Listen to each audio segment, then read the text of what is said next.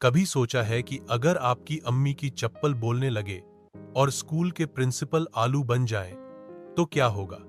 आज की कहानी है एक ऐसे शहर की जहां एक दिन हर चीज उल्टी हो गई और हंसी का तूफान आ गया।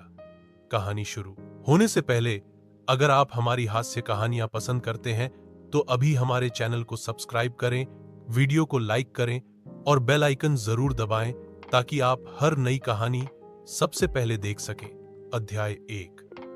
अली का अलटा दिन। एक सुबह अली की आंख खुली और कमरे में हर चीज उल्टी थी।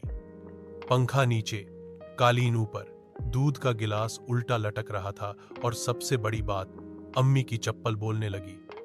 ओए अली, अब बस कर। हर रोज मेरे नीचे आता है, अब मैं बोलूंगी। ध्रुव। अध्याय 2।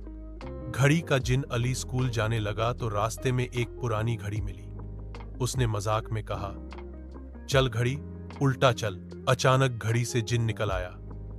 तुमने मुझे जगाया, अब सब कुछ उल्टा होगा। और फिर शुरू हो गई हंसी से भरी तबाही। अध्याय 3। सब्जी वाला। स्कूल पहुंचते ही प्रिंसिपल साहब कहने लगे, चुपचाप लाइन में लगे, आलू बन जाएं। और सबके सर आलू हो गए। टीचर का यह नाक गाजर बन गई और स्कूल की बेल टमाटर की आवाज निकालने लगी।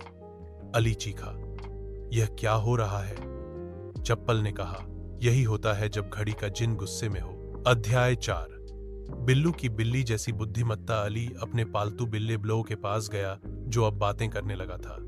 अली, इस जिन को हंसी से मारो, वो गंभीरता से डरता है। अली ने दोस्तों के साथ मिलकर स्कूल में कहकहे लगाने शुरू किए। गाना गाया, ई जिन बाबा उल्टा चला। सब हंसा, जिन भागा। यह घड़ी का जिन जोर जोर से कान पकड़ने लगा। बस करो, ये हंसी मेरी कमजोरी है। ई और सब कुछ वापस नॉर्मल हो गया। सबक, फनी मॉरल, हंसी हर मसले का हल हो सकती है। ज्यादा चालाकी कभी कभार उल्टा भी पड़ सकती है। बातूनी चप्पल से बचकर रहना।